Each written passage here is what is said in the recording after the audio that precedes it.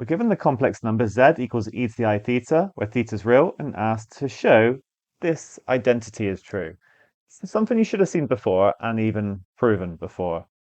Now, one thing to note is that you can't go assuming that cos theta is e to the I theta plus e to the minus I theta over 2.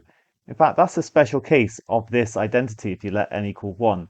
So must not do that. That would be a circular argument. Instead, we can quote Euler's identity. E to the I theta is cos theta plus I sine theta. And that's how we're going to do this. So z to the n is going to become e to the I theta to the n. And 1 over z to the n is going to be 1 over e to the I theta to the n. I should just say this is the left-hand side.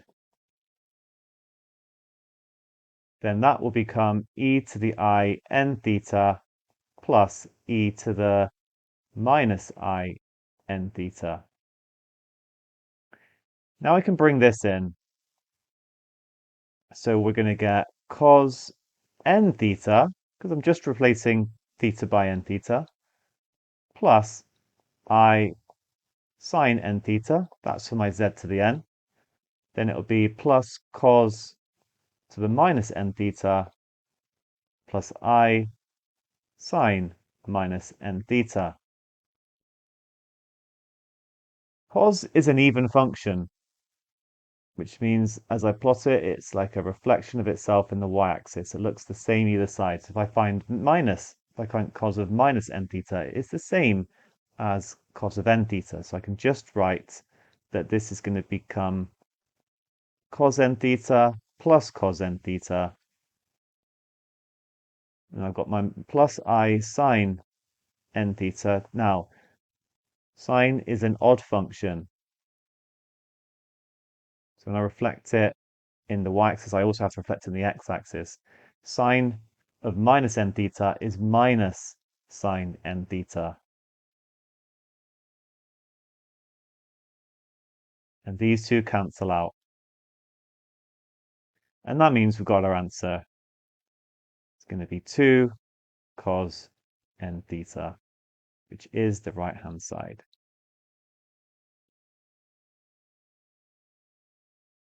Next up, we're asked to show that cos to the 5 theta is this. And actually, part A was trying to guide us towards using that to help us in B. You could also use de Moivre's theorem, which I will briefly talk about at the end. But we can quote this. So what I'm now going to do is let n equal to 1. So z plus 1 over z is going to equal 2 cos theta. And then that means 2 cos theta to the 5, because that's what I want on the left-hand side, is going to equal z plus 1 over z all to the 5. That becomes 32 cos to the 5 theta. And now we've got to do a binomial expansion on this. So you can either get the formula out, you can do 5 choose 1, 5 choose 2, etc. But in this case, because it's quite small, it's a little bit easier to just write down Pascal's triangle. Like that, should be a 2. So that's for squaring. We've got 1, 3, 3, 1, 1, 4, 6, 4, 1. Now for 5, 1, 5, 10, 10, 5, 1. So we're going to get z to the 5 plus 5 z to the 4 times 1 over z plus 10 z cubed 1 over z squared plus 10 z squared 1 over z cubed plus 5z 1 over z to the 4 plus 1 over z to the 5. We'll just tidy this up. We're going to get z to the 5 plus 5z to the 3 plus 10z plus 10 times 1 over z plus 5 times 1 over z cubed plus 1 over z to the 5. and I want to bring this result back in. So what I can do is write it as z to the 5 plus 1 over z to the 5. Just put those two together.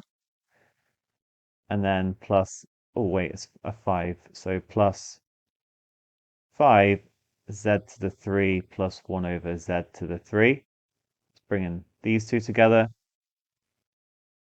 And then plus 10 z plus 1 over z. That's these two. Now I can bring in this result. So I'm going to get 2 cos 5 theta plus 5 times 2 cos 3 theta plus 10 times 2 cos theta. Remember, that is my 32 cos to the 5 theta. I'm going to divide through by 2.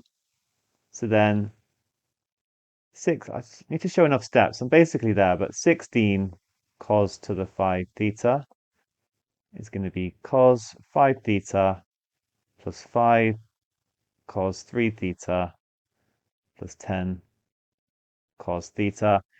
We're there. We now just divide through by 16. Cos to the 5 theta is equal to 1 over 16 cos 5 theta, 5 cos 3 theta is 10 cos theta. Nice one.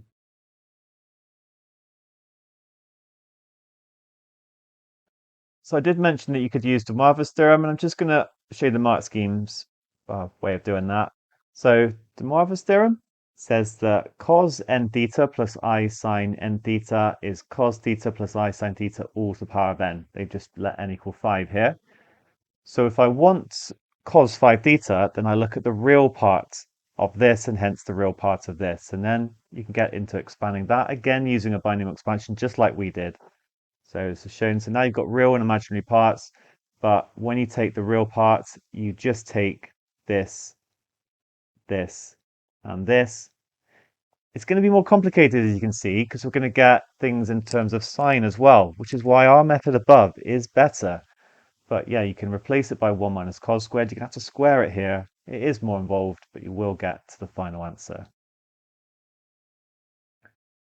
Now back to C, we're asked, hence making our reasoning clear to determine all solutions to this equation here. Nice. So it looks very similar to what we've just shown, except there's a 12 here rather than a 10. So let's write it as cos 5 theta plus 5 cos 3 theta plus 10 cos theta. But then I just got this extra 2 cos theta equaling 0. And now I can replace this by 16 cos to the 5 theta.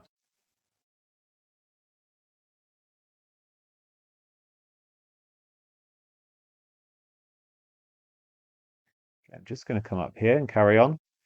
So now I'm going to factorize out 2 cos theta. I'll get 8 cos to the 4 theta plus 1 equaling 0. And then it's nicely factorized, so it's when each of these is equal to 0. Now this one here is always going to be greater or equal to 1 because I'm raising cos to the power of 4. It can never be negative, then I'm adding 1 to it. It's like when you got something in completed square form. So no solutions from this. This cannot make the expression equal to 0, the left-hand side equal to 0.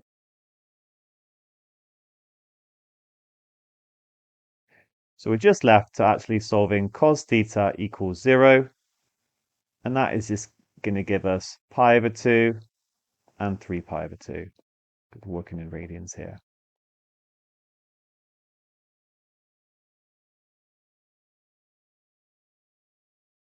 Well done.